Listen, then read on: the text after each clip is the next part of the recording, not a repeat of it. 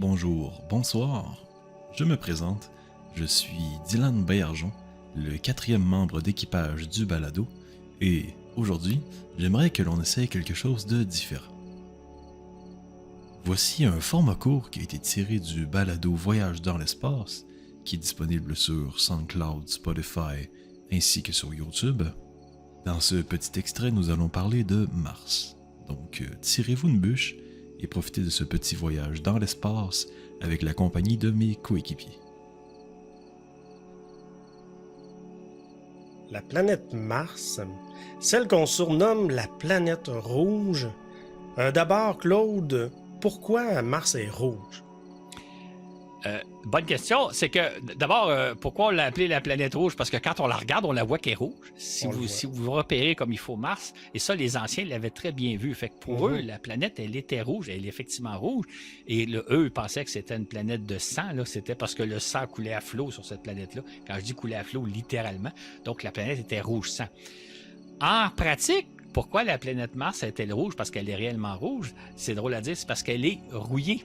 C'est-à-dire que à la surface de la planète, il y a du fer qui s'est combiné à de l'oxygène pour former de l'oxyde de fer. Et de l'oxyde de fer, c'est rouge, c'est de la rouille. Fait qu'on pourrait dire que c'est une planète non pas rouge, mais une planète rouillée. Mais il y a donc beaucoup d'oxyde de fer à la surface de Mars. L'oxyde de fer est en rouge. Et ça, c'est la surface de Mars. On le voit très bien sur les photos. À la surface de Mars, c'est comme rose-rouge. Et il y a aussi beaucoup de particules en suspension, particules rouges qui viennent du sol aussi. Donc, tout ça fait que Mars est véritablement une planète où c'est rouge-rose à cause de l'oxyde de fer. C'est une planète littéralement rouillée. Et donc, quand les anciens disaient que la planète était rouge, ils avaient raison, mais c'était pas à cause du sang. Et j'ouvre une parenthèse, parce qu'on pensait que la surface de Mars était couverte littéralement de sang, on a imaginé que c'était le dieu de la guerre. Donc, il y a tout un raisonnement logique derrière ça, mais en même temps, s'il avait su, il aurait su que c'est plutôt une vieille planète rouillée. Un vieux morceau de fer rouillé. Oui. Et moi, c'est un questionnement qui me fait souvent rêver quand je pense à l'espace, c'est d'essayer d'imaginer ou de découvrir à quoi ressemble le ciel sur d'autres planètes. Quelque chose qui me fascine beaucoup. Bien, pour notre voisine, la planète Mars, si un jour on y va, les chanceux qui pourront vivre un peu là, sur la planète Mars, bien à quoi ressemble le ciel martien pour nous, si un jour on y est? C'est ça. Le ciel martien, bon, donc, il est relativement rosé à cause de les particules en suspension d'oxyde de fer. Et dans l'atmosphère de Mars, il y a des nuages assez ténus, un peu des voiles, c'est-à-dire que c'est pas les formations nuageuses qu'on a ici sur Terre, là où on voit des fois des beaux flocons blancs et on s'imagine des différentes formes, un bonhomme avec un gros nez. C'est plutôt comme des voiles de nuages. Donc, vous auriez un ciel rosé avec des nuages plus ou moins blanchâtres qui circulent. C'est aussi, ça c'est un détail intéressant qu'on oublie, c'est ce que les astronomes appellent une atmosphère assez sale. Sale dans le sens qu'il y a beaucoup de poussière dans l'atmosphère de Mars. Et là, j'ouvre une parenthèse par rapport à la Terre.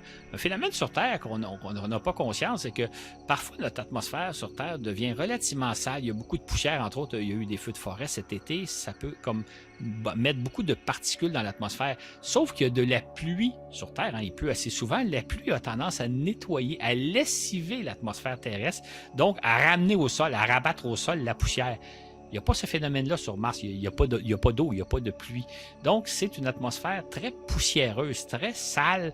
Quand nous, là, des fois, on se lève un beau matin d'été, puis on regarde dehors, puis le ciel est bleu, l'atmosphère est claire, transparente. On n'a pas ça sur Mars. Quand on a ça sur Terre, c'est parce qu'il y a eu un lessivage qui s'est fait possiblement durant la nuit ou la veille. Sur Mars, on a toujours une atmosphère assez sale, assez poussiéreuse. Probablement que si on avait la chance de se promener sur Mars, de marcher sur Mars, nos mains, nos bras, nos scaphandres deviendraient relativement sales de poussière, comme si vous vous promenez dans une atmosphère très sale, une atmosphère où il y a beaucoup de sable, par exemple. Donc, vous verriez une atmosphère donc plutôt de couleur rosée, avec des nuages blanchâtres qui se promènent dans le ciel. L'autre phénomène qu'il faut savoir aussi, c'est qu'il y a des tempêtes de sable sur Mars, comme il y en a dans nos déserts terrestres, sauf que ce sont des tempêtes de sable qui peuvent recouvrir toute la planète durant des mois. D'ailleurs, il est arrivé un incident, une telle tempête il y a 3-4 ans qui a mis fin à l'exploration d'un des petits rovers là, qui n'a pas survécu à la tempête parce que la tempête a été trop... Le véhicule a été trop sali par la tempête de sable et finalement, il a cessé de fonctionner. Donc, il y a des tempêtes de sable qui peuvent durer plusieurs semaines, sinon quelques mois. Autrement dit, aller vivre sur l'atmosphère de Mars, ça ne doit pas être aussi agréable sur Terre, étant donné qu'elle n'est jamais lessivée et est toujours sale et parfois même des tempêtes de sable qui durent des semaines, des mois.